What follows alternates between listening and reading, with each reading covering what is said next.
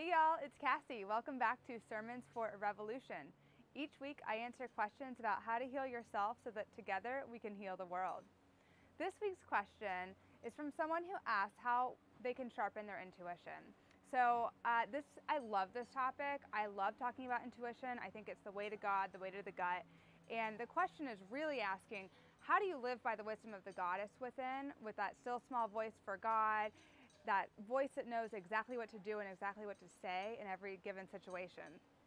And there are really practical ways that you can make lifestyle choices to sharpen your intuition and really hear that voice. Because this is the command center for divine action, and we got to pay attention. And I could tell you like 25 ways, but I'm going to tell you 13 ways today. And hopefully you'll choose a few and implement them in your life. And these are the ways that I've honed my intuition over the years. So, and if you'd like more information, because I have way more, just tell me in the comment section.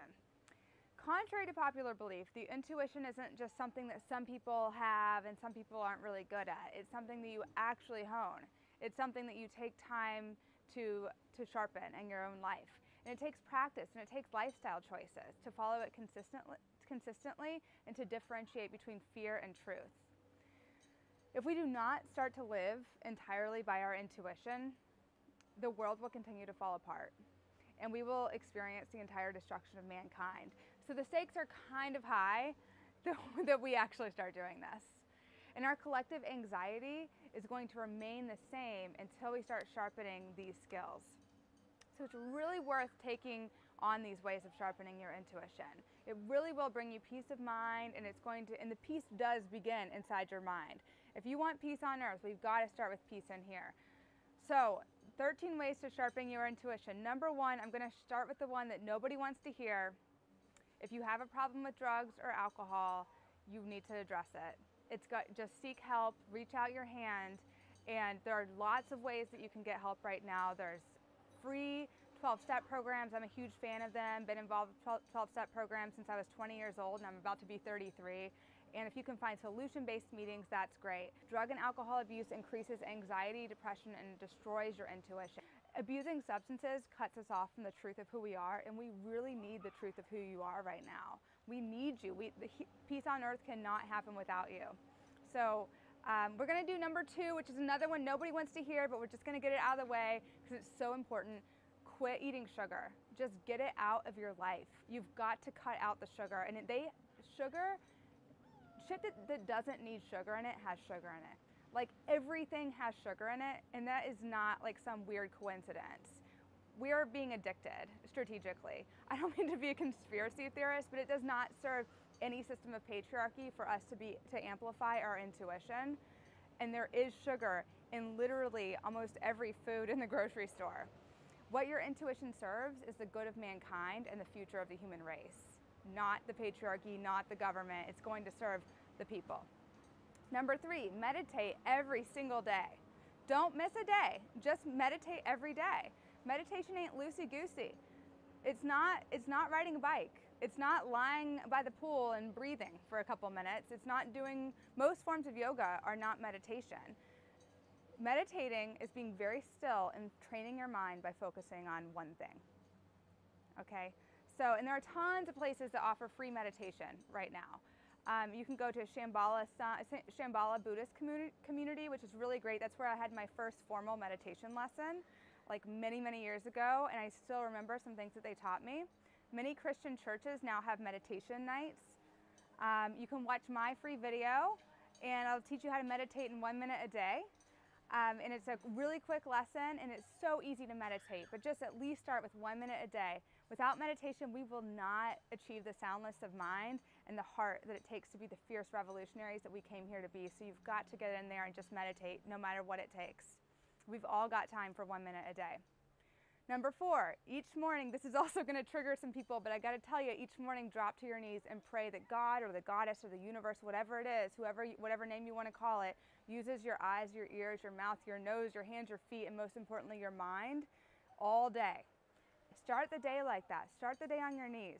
And when I say that prayer and I listen, my intuition is on high alert. And it's very specific too. It's like, turn this way, eat this, not that, call this person. The key is actually doing what your intuition asks you to do. Each time we deny the commands of our intuition, we dull it. I'm going to say that again because it's really important. Every single time that we deny the commands of our intuition, we actually dull it. So it has the opposite effect of sharpening it.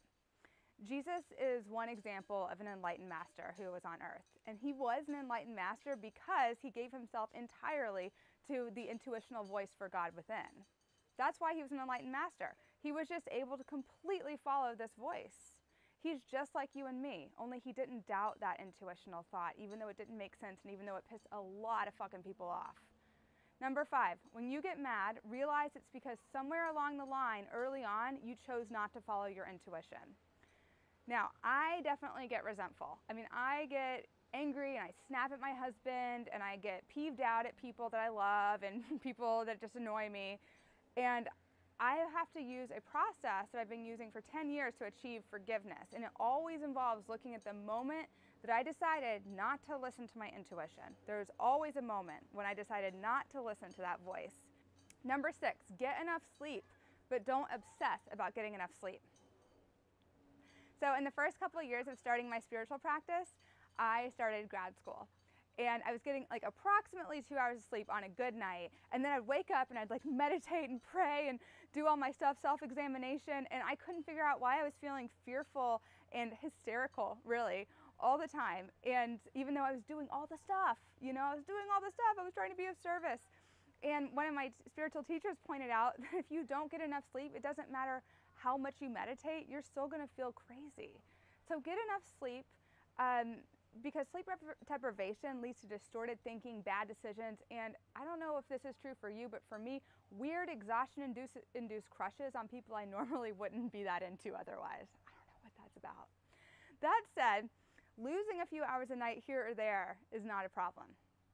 Losing a few hours to spend time with a sick relative or with your child or with your significant other, that's a noble act.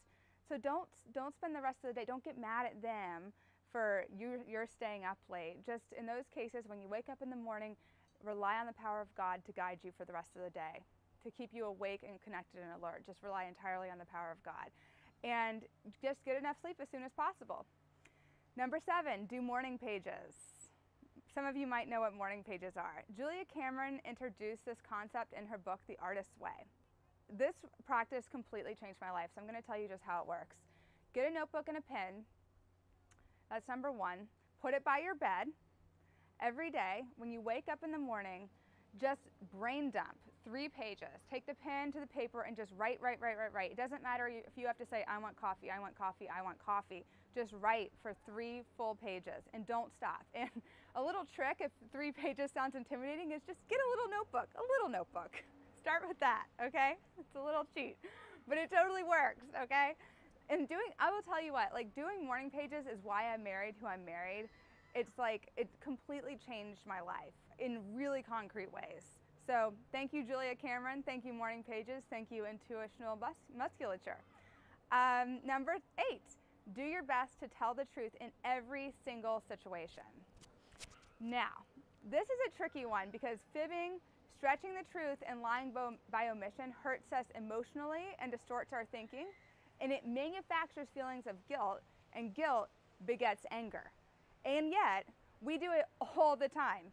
And there was a time in my life when I had far too much tolerance for my like little white lies, which were in a lot of cases not white lies at all. They were like huge lies that were hurting people, but I didn't want to admit that I had any responsibility.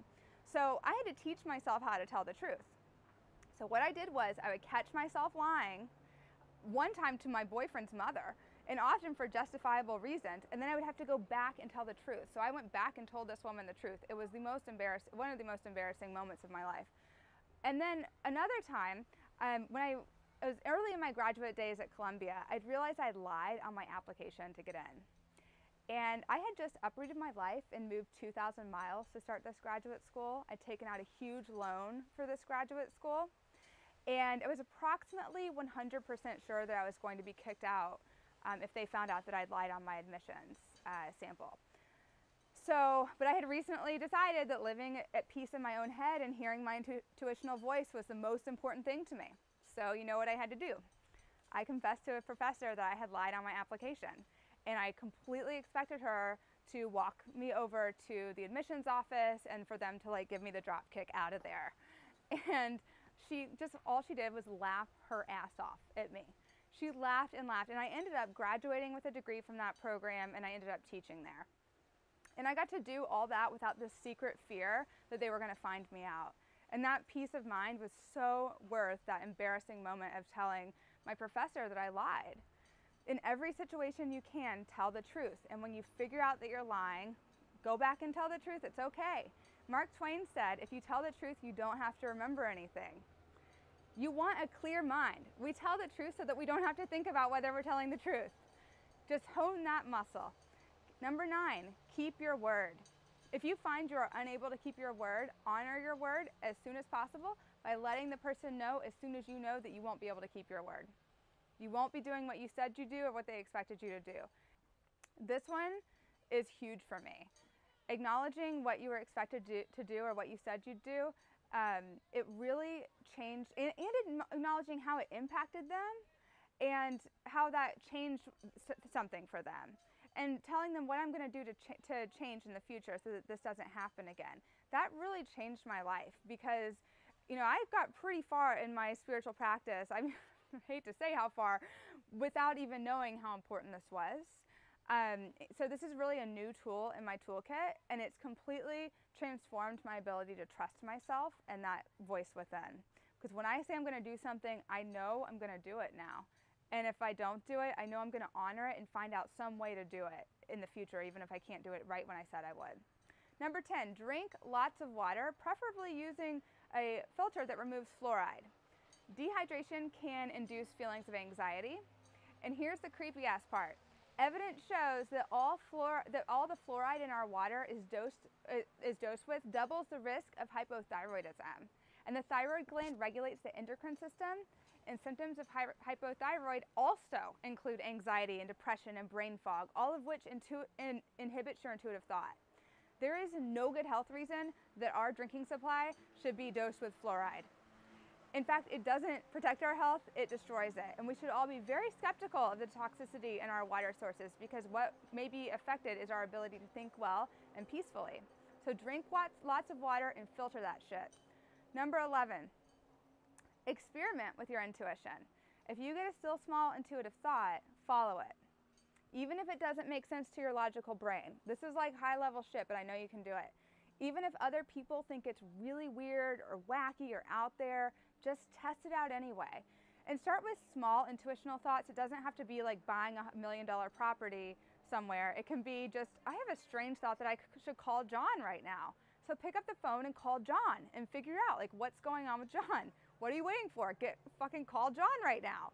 You've got to test it out and be scientific about your intuition to figure out what's true and what's not true. I used to think that my intuition had something to do with the way I felt, like in my solar plexus, like right here. But I was wrong. I was actually wrong. My intuition happens in my mind. That's why my mind has to be really clear. I get intuitive thoughts. I don't really get intuitive feelings. I get like scared feelings, but my intuitive thoughts happen in my mind, believe it or not. Intuitional thoughts are firm knowings. It does not lead to obsessive fear. So test your intuitive thoughts. Pray, when you get one, pray and ask whether you had the right thought. Follow it if you get the nudge to follow it, and then assess what happened after you did it. We learn the truth when we want to know it. So it's up to you when you want to learn it. Number 12, if you feel moved to do so, practice A Course in Miracles. You've heard me talk about A Course in Miracles on this channel before. The Course in Miracles is a metaphysical mind training that transforms your mind from thoughts of fear to thoughts of love. And that is a huge difference in the way that most of us go about our day. It changed my life to practice the principles of A Course in Miracles. And I just want to say this again. It changed my life to practice the principles of A Course in Miracles. Not to read the principles of A Course in Miracles, not to think about it or talk about it or like walk around with it in my book bag, but to practice the principles of A Course in Miracles. It basically gave me a mind transplant by changing the way that I behaved in the world. It feels like I'm living with a new mind. I mean, I can see like glowing shit around like objects now. I mean, it's really weird. You gotta get into this. So the big book of Alcoholics Anonymous says the spiritual life is not a theory. We have to live it. And the crux of any metaphysical text worth its salt is to heal our minds so that we are guided by the love of God to heal the world. And we must heal our minds of fear if we are to know the peaceful consciousness of God. Number 13, recognize that there is only one of us here.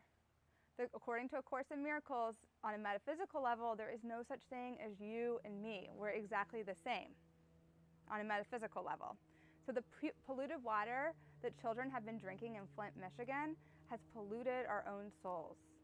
The chemical warfare on the children in Syria and other human beings there is a direct warfare on our own minds and hearts.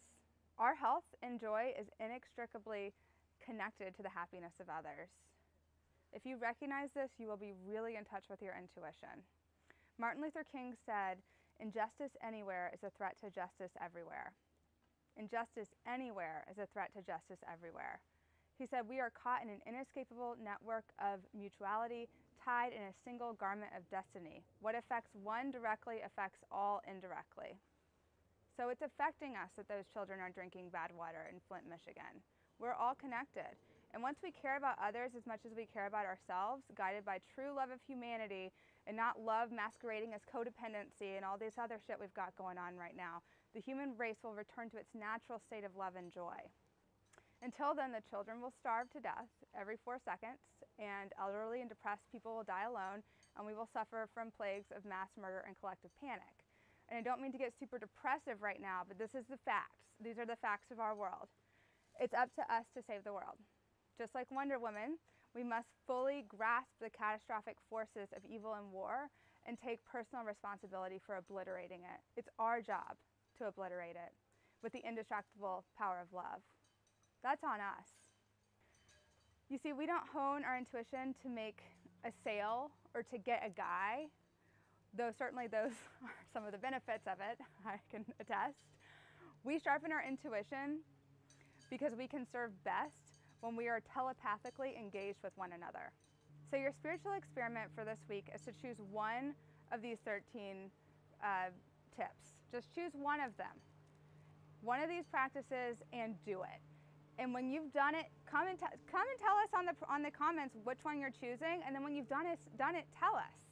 And then choose another one and do that one, and then choose another one and tell us that one. Just keep us involved in this. We've got to keep going. We need our intuitions to save the world. Be sure to get a copy of my book, May Cause Love. It's available everywhere books are sold. It's also available at maycauselove.com. And let's cause some love, my friends. Let's get 2 copies of my book into every single women's prison, rehab, and shelter in the United States and Canada. So go on to my website, KassiUnderwood.com, if you want to get involved with the process there of doing this great service to people. And finally, if you have a question for me, go to my website and check out the page that's dedicated to this channel and send me a question. I will answer it here. I might not get to it immediately, but I will get to it as soon as I possibly can. I love you all. Thank you so much for tuning in.